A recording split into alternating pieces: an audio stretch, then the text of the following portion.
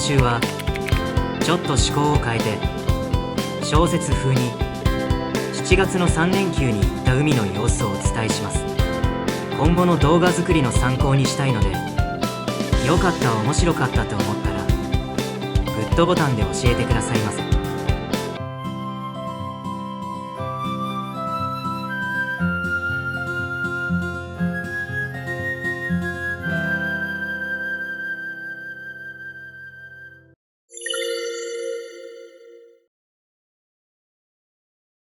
イタリアングレーハウンドのニアと暮らし始めて92週間が経った。共に過ごす日々の中で旅もまた生活の一部となりつつある。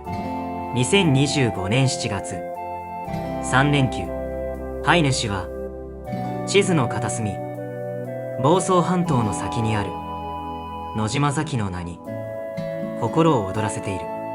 かつて船人が風を読み陸を求めてたどり着いたこの岬に、今年もニアとその家族は向かおうとしている。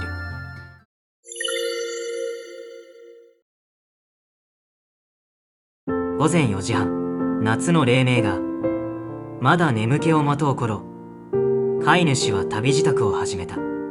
ニアの朝ごはんを準備し、保冷剤をクーラーボックスに入れ、冷たく冷やした飲み物とお弁当を詰め込んでいく。しかしお弁当に注意が向きすぎてしまい、忘れ物をしてしまった。そう、水中カメラ。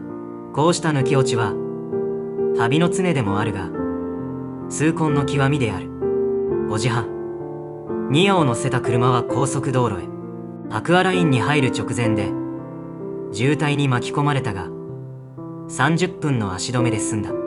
立山道に入ると車の数は減り、セミの声が濃くなるのが耳に届き始めた。朝日は鋭さを増し、南房総の大地が夏の匂いを帯びて迎えてくれた。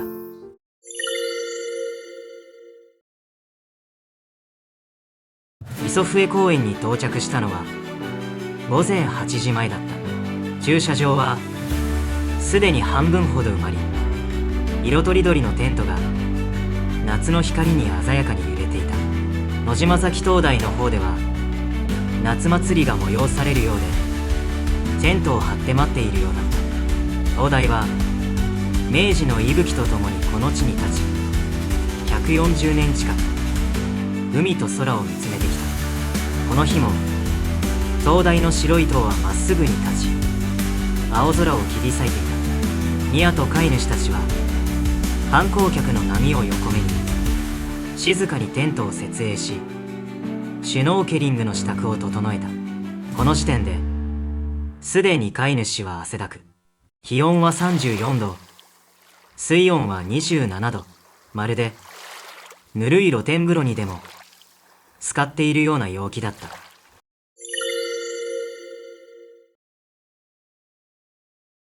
ニアにもラッシュガードとライフジャケットを装着し、今年の新兵器浮き輪ボートを膨らませた。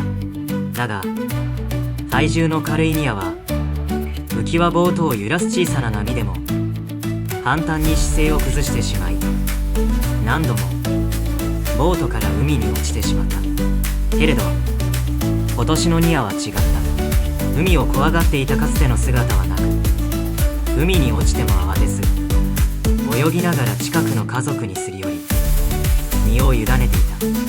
その姿に飼い主は安堵し、シュノーケルを口にくわえ海に身を委ねた。海中は砂地に太陽光が差し込み、小魚や鯛といった魚たちに色を与えつつ、岩場に隠れる伊勢海老の姿を照らしてくれていた。ニアはその傍らで岩場を嗅ぎ回り、カニを見つけたと言わんばかりに飼い主の方を見つめて合図を送っているようだった。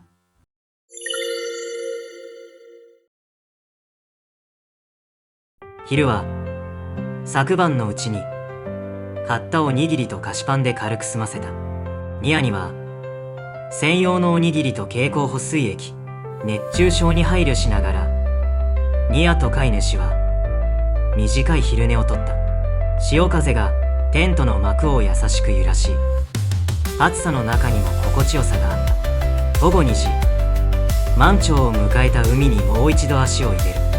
体のほてりを冷やすように28度の海水が包み込んだ。空にはトンビが低く舞い、観光客の弁当を狙っていた。そろそろ帰ろうか。焼けた肌と疲労を抱えながら片付けに取り掛かった。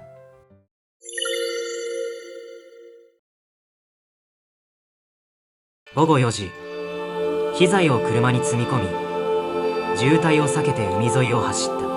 途中、立ち寄ったコンビニで冷たいお茶を買い、18時過ぎにアクアラインに戻った。夕日に浮かぶ富士山のシルエットに向かって飼い主は今日という日に心の中でそっとお礼を述べた。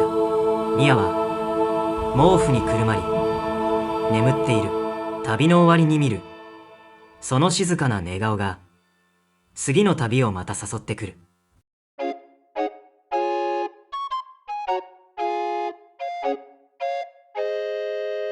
以上で約5分程度の短編小説は終了です。オーディオブックのような間を意識しながら作ってみましたが、かなり編集が大変でした。